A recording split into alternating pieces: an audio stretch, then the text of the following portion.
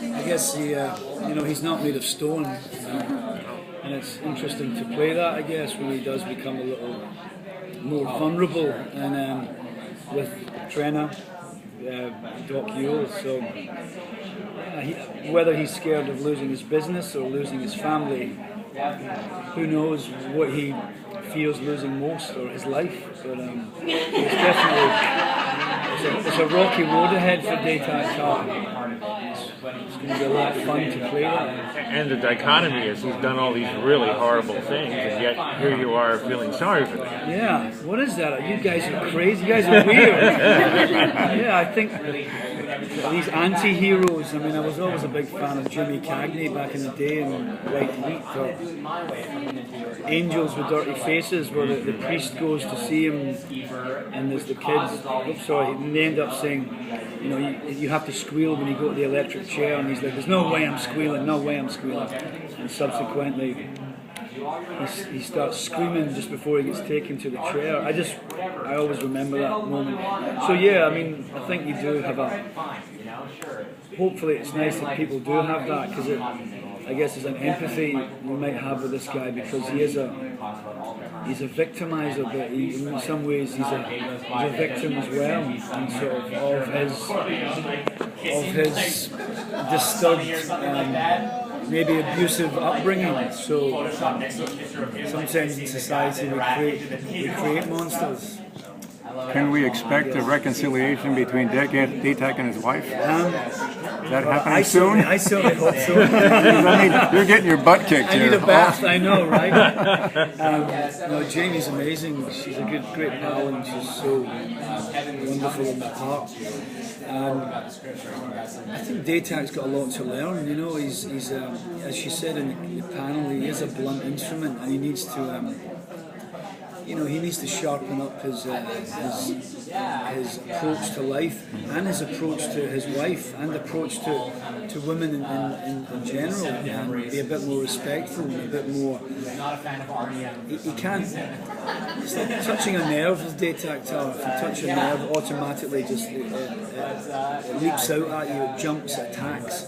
So I think that there's a moment in season 2 which you may recall where he gets someone gobs in his face, and he holds it back, because if he did react again, then he's going to be back in prison. But I think that he's back in the gutter again, and I think that he wants his power back, he wants his kingdom back, and he certainly wants his wife back.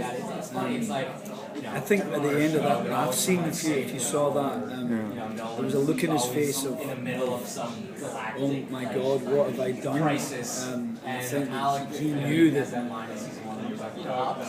maybe without admitting it, she may get her own back, because hell hath no fury, as it were. So, but I think they may get back together, or they may kill each other. Is it a challenging character to play? It is. There's certainly the second season. The first season was also, but the second season, I think, no pun intended, I'd rather Daytak wasn't just black and white. There's definitely a grey area with his, obviously the way he looks, but his personality as well. He's got different dimensions to him, and in some ways, rather ironically, he is quite human in many ways.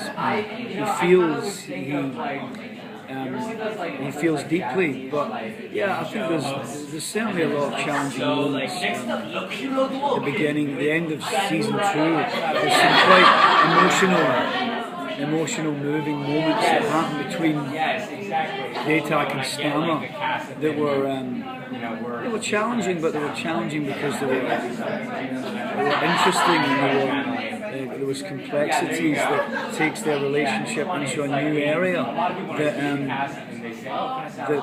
maybe they actually start behaving like a proper husband and wife without actually murdering everybody who disagrees with them. So yeah, there was challenges, but challenges that one likes to have and likes to rise to. He seems very strongly tethered still to his alien culture. Is he going to cut that umbilical a little bit, or no? Sure. I mean, I think he is attached to his alien culture, and he isn't. I think it's like, I guess it's very much like sort of human culture or religions in some ways. It's when it suits man or woman to be part of the culture. It's they'll exploit it in some ways, and then other days you're like, oh no, I don't believe in anything, or I don't believe. But Daytak, I think he's playing it now. He's getting a little smarter. He wasn't with his wife for quite a while. And in many ways, Stammer always was pulling the strings backstage, as it were. And because she hasn't been around, he's sort of reverted back to the way he was before he met Stammer. He's still a blunt instrument, but he's cunning, he's smart. But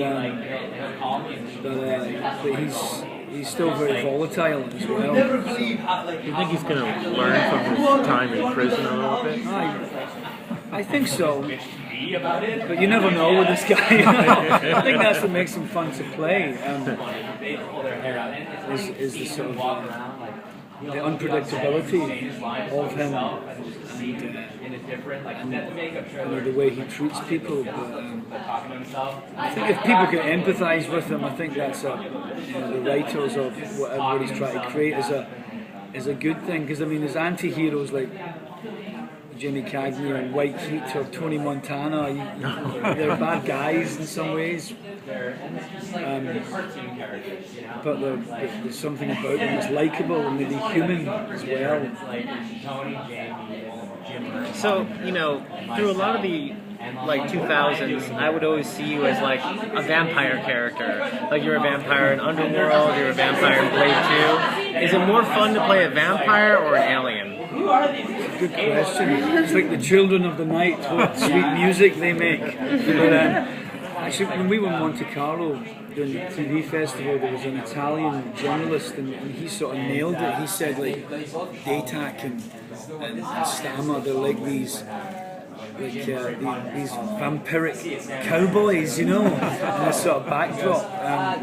But I mean, playing Marcus in Underworld was a real joy. Very challenging. I coined the phrase prosthetic depression because I went into makeup for 7 hours, which is not too much fun. Working with Guillermo del Toro's obviously a joy, and Ron Perlman's an old pal of mine. Great experiences, different experiences. But playing Daytak is a lot of fun as well. There's not too much prosthetics in that, so that's a good thing. But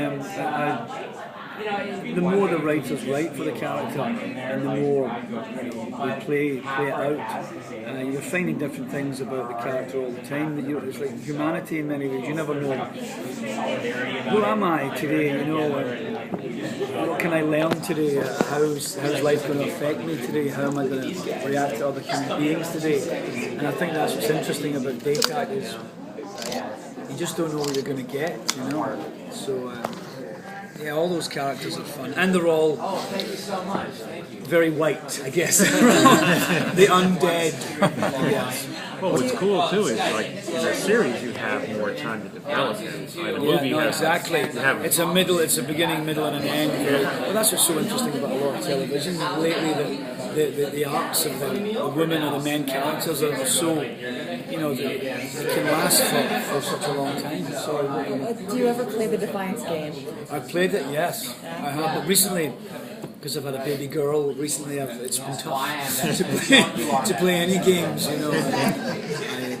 but it's fun. Do you play it? I haven't had a chance to play much, but you're too busy as well. Sorry guys. Okay. I gotta shoot. Thank you, Tony. Thank you, everybody. Thank you. Pleasure. Have fun. Thank Have you. fun. It's nice to see you again. Yeah. Later.